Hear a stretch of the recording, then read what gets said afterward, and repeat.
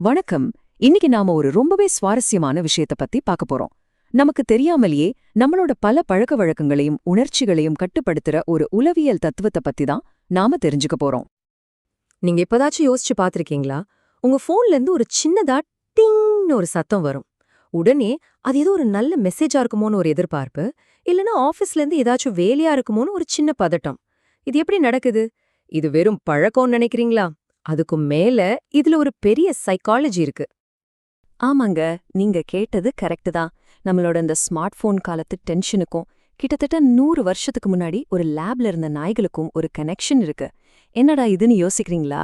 வாங்க இத பத்தி டீட்டெயிலா பார்க்கலாம். சரி, நாம இப்ப பார்க்க போற இந்த டாபிக் பாவ்லோவியன் அப்படிங்கிற வார்த்தைக்கு பின்னாடி இருக்கிற கதையும் அதோட அர்த்தத்தையும் நமக்கு விளக்க போகுது. இது சைக்காலஜில ஒரு முக்கியமான கண்டுபிடிப்புனே சொல்லலாம்.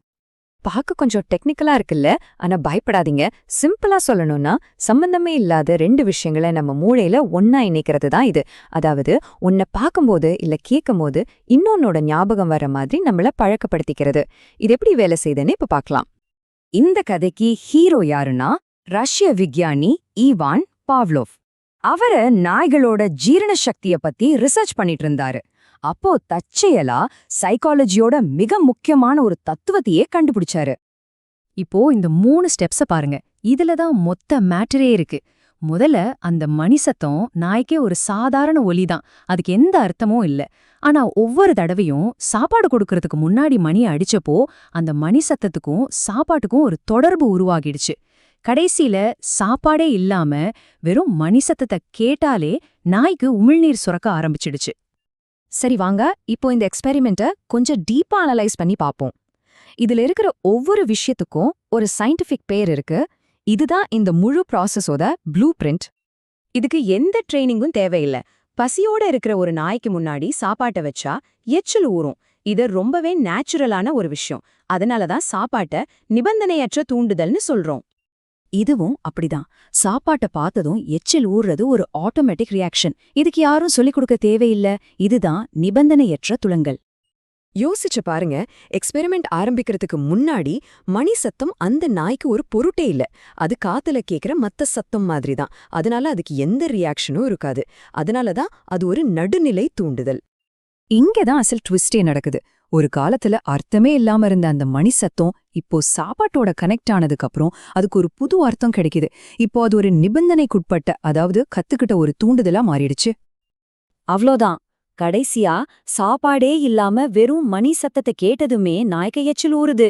இந்த ரியாக்ஷன் சாப்பாட்டை பார்த்து வர ரியாக்ஷன் மாதிரியே இருந்தாலும் இது கத்துக்கிட்ட ஒரு விஷயம். அதனால இத நிபந்தனைக்குட்பட்ட துலங்கல்னு சொல்றோம். சோ சிம்பிளா சொல்லணும்னா இந்த டேபிள் எல்லாத்தையும் ஒன்னா காட்டுது. ஒரு அர்த்தமே இல்லாத மணி சத்தம் ரொம்ப பவர்ஃபுல்லான சாப்பாட்டோட ஜோடி சேரும்போது கடைசியில அந்த மணி சத்தமே சாப்பாடு செய்யற வேலைய செய்ய ஆரம்பிச்சிடுது. இதுதான் கிளாசிக்கல் கண்டிஷனிங்கோட அடிப்படை. சரி, இந்த அசோசியேஷன் எப்படி உருவாகுது? எவ்ளோ நாள் இருக்கும்? ஒருவேளை இது மறந்து போயிடுமா? இந்த இணைப்பு உருவாகுறதுக்கும் அது மறையறதுக்கும் சில விதிகள் இருக்கு. அத பத்தி இப்போ பார்க்கலாம். இதுதான் அந்த லேர்னிங் ப்ராசஸ் நடக்கிற ஸ்டேஜ். மணிய அடிச்சு சாப்பாட குடுக்கறத திரும்ப திரும்ப செய்யும்போது அந்த நாயோட மூளையில இந்த ரெண்டுக்கும் ஒரு கனெக்ஷன் நல்ல ஸ்ட்ராங்கா பதிஞ்சிடுது. இந்த ஆரம்ப கட்டத்துக்கு பேர் தான் கையகப்படுத்தல். ஒருவேளை மணிய மட்டும் அடிச்சுக்கிட்டே இருந்து சாப்பாடு குடுக்காம விட்டா என்னாகும்? போக போக நாய் அந்த மணி சத்தத்துக்கும் சாப்பாட்டுக்கும் இருந்த தொடர்பை மறந்துடும். எச்சில் ஊறதும் நின்றுடும். இதுக்கு பேர்தான் அற்றுப்போதல். ஆனா இங்க ஒரு சுவாரஸ்யமான விஷயம் என்னன்னா, கொஞ்ச நாள் கழிச்சு திடீர்னு அந்த மணியை அடிச்சா நாய் மறுபடியும் எச்சில் ஊற வைக்கும். இதுக்கு தன்னிச்சையான மீட்புன்னு பேரு. இப்போ 2 இன்ட்ரெஸ்டிங்கான விஷயங்கள் நடக்கலாம்.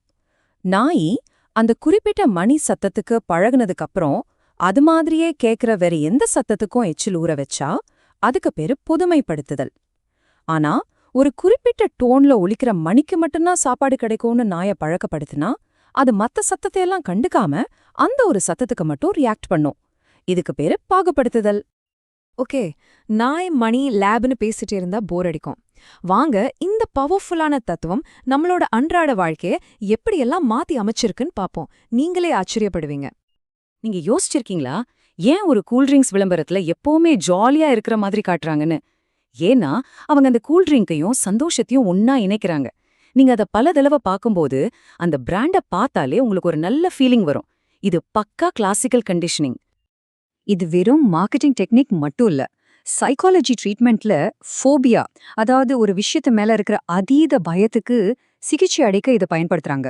பயத்தை உண்டாக்குற விஷயத்த ரிலாக்ஸ்டான ஒரு சூழலோட கொஞ்சம் கொஞ்சமா இணைக்கும் போது அந்த பயம் படிப்படியா குறைஞ்சிடும்.